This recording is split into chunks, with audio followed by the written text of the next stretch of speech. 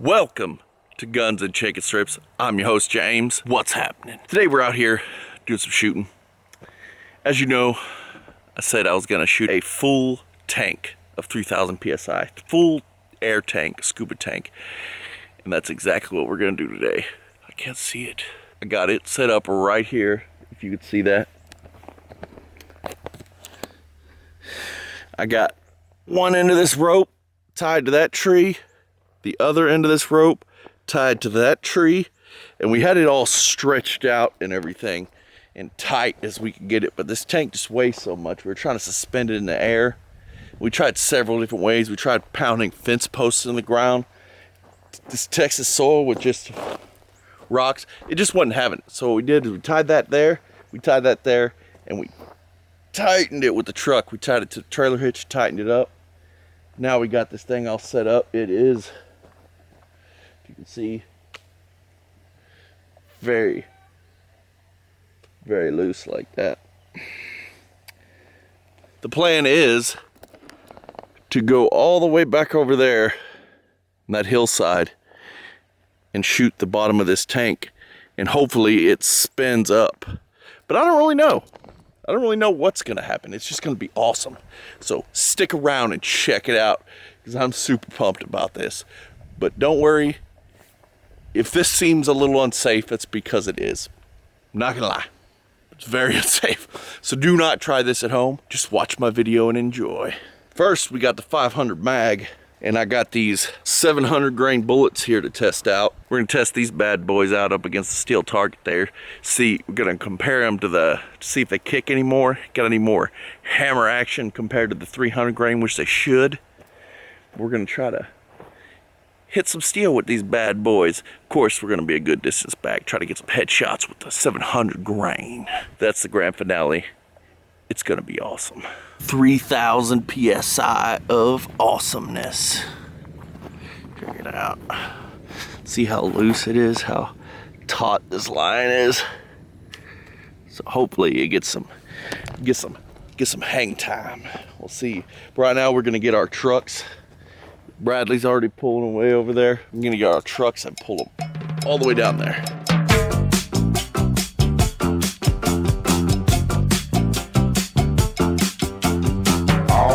My friend, yellow rider.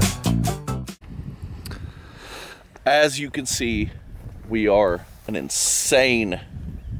probably good 300 yards from it. You think, Brad? Yeah. We're about 300 yards from the scuba tank. This one we're taking the utmost precaution. We're on top of a hill behind a bunch of trees.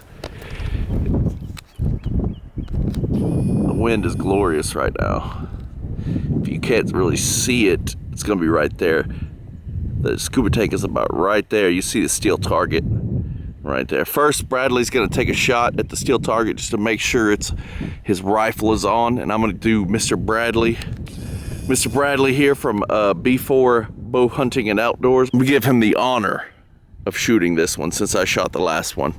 We're gonna shoot that one right there. He's gonna take a test shot at at the steel target to make sure the rifle's on, and then we're gonna go shot number 2, bottom of the steel tank, scuba action. Kapow!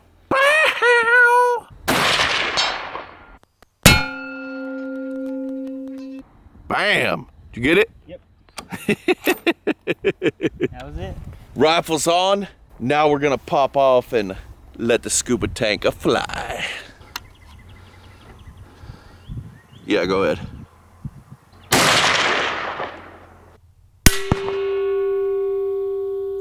Did you hit it? I don't think so.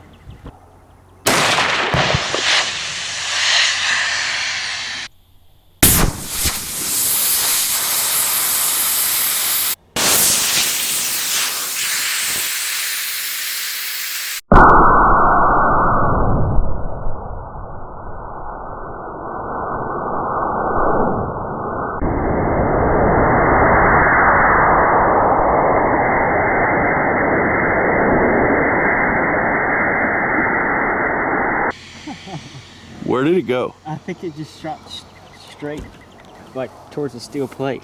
I don't know. Let's go take a look at what happened, because it looked awesome. All right, we're back here now. We haven't even seen it. We don't know where the tank is. But let's follow the rope here. Rope. Go down, there's part of the rope, a lot of the rope. What? I don't know if you can see that. Can you see that right there? It's in a tree. That's wild. Yeah, you nailed it the first shot, dude. It just didn't penetrate all the way. You see the two holes? Yeah, there's two bullet holes. Yeah, you see it's stuck in the tree over there. Drag it out. Yeah, let's go look if it's like stuck in the tree or something. It has to be. We just like nailed it. Look at that. The top's still all intact. That's wild, man. That GoPro shot's gonna look awesome. Let's check out the dumages. Yep, the bullet is in there. It sealed the hole that it made. That's wild. Which one let all the air out? Oh, that did. Okay. See, that's the first one. Look at that. It did seal the hole. Look at that. Isn't that crazy? That's crazy. I wonder why it didn't go all the way through. I guess it's thicker steel the further it comes out. I don't know. That's wild. See that? Yeah, it has to. You see this ring right here? Mm-hmm. I guess it's thicker steel the closer you get to the edge. But I hit wild. inside the ring on this one. Oh yeah, it must be like reinforced or something in there.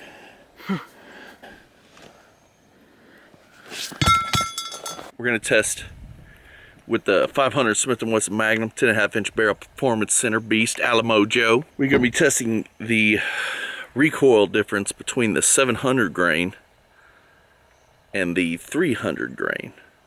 Now I wasn't very impressed with the 300 grain recoil. It wasn't that beastly like I thought it was gonna be. So we're gonna try out this 700 grain and see if it gives a little bit of a kick. And also we're gonna be testing to see the difference in the stopping power, well not really stopping power, the impact power against that steel plate right there. Against the 700 grain and the 300 grain. First we're gonna start off with the 300 grain. Got that 300 grain, gonna put that beast right here into Alamo Joe.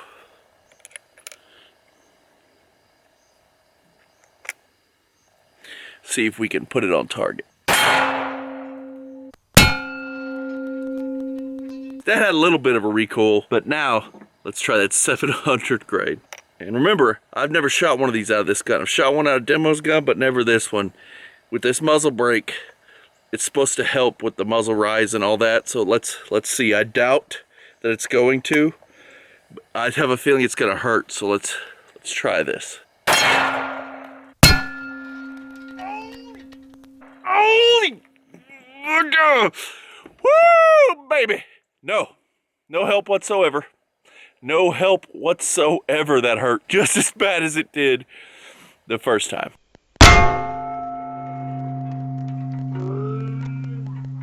We're gonna let y'all see the difference in between the impact on these things. It's crazy, the difference. You got the 300 grain right there. Left a little bit of a dent, not too beastly. That's 700 grain, man. Look at that. Just that big old nasty dent in that thing. That's 700 grain, man. That is no joke, and that's what I'm putting through the skull of a hog. Now we're gonna let Bradley get this. I think we're gonna go his first shot in a little bit of slow-mo.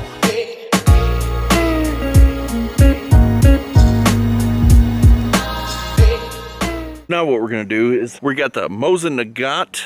I actually remembered to bring it this time. And we're gonna test out penetration to see, I know the 308 will go through it. We're gonna test penetration 308 versus Mosin Nagant. 308 is 762 by 51. And then Mosin Nagant is 762 by 54R, I believe. Yeah, we'll get that Mosin Nagant out and take some shots. We're gonna test penetration power on this scuba tank here. For those of you that have not seen one before, this, my friends, is a Mosin Nagant.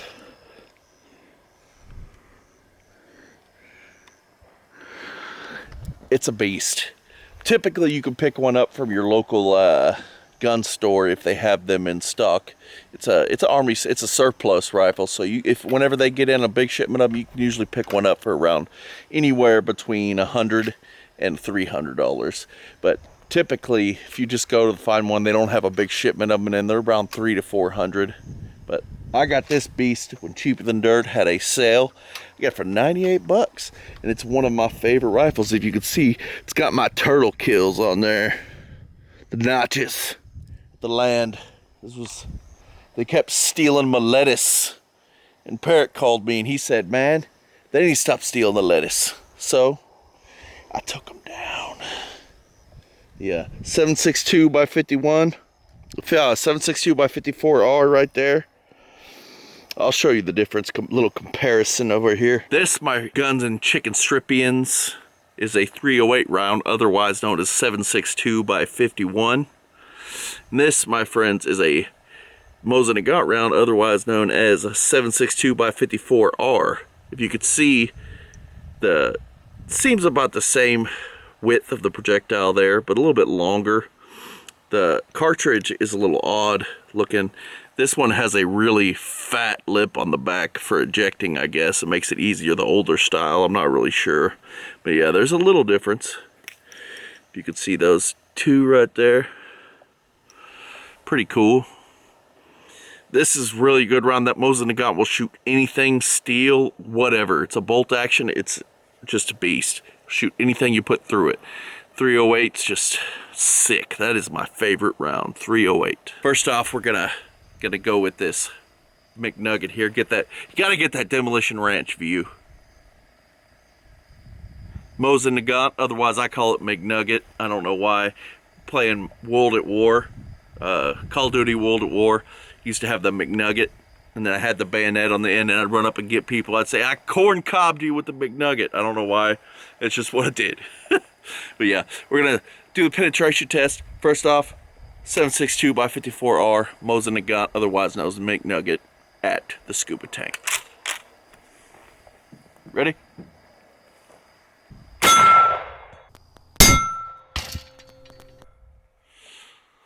Man, I love that rifle. Now we're gonna hit it up with the 308 round. I'm gonna let Mr. Bradley here do the honors, because that's his beautiful Remington 700 308. Oh man, I think that went straight through. I think it did. That was awesome. I think that didn't even fall down. Just dong.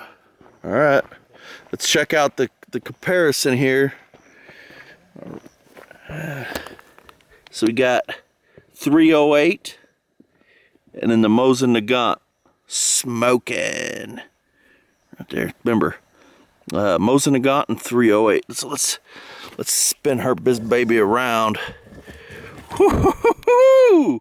That 308, man, sick nasty, straight through both things of steel, man. There's the Mosin & Gaunt right there. Mosin & Gaunt, put a nice dent in that baby. That 308, man, straight through. Whew, that's nasty. That's just dirty. That, my friends, is another reason why I love 308. Now we're gonna start packing up here. We got a little bit of trash laying around. Check out this dude. He's just starting off, but he's got some good hunting videos out. This dude knows an insane amount about hunting. Check him out. 4B bow hunting and outdoors. Right here, the link in the bio. They don't have a lot of videos out. They're just starting off, but give them a chance. Check them out. If you like them, subscribe. But yeah. But anyway, we're gonna get out of here. Hope y'all enjoyed this episode of Guns and Chicken Strips. Thank y'all for watching. Love you guys. Y'all are awesome. Keep on rocking, and as always, we'll catch you tomorrow, big chickens.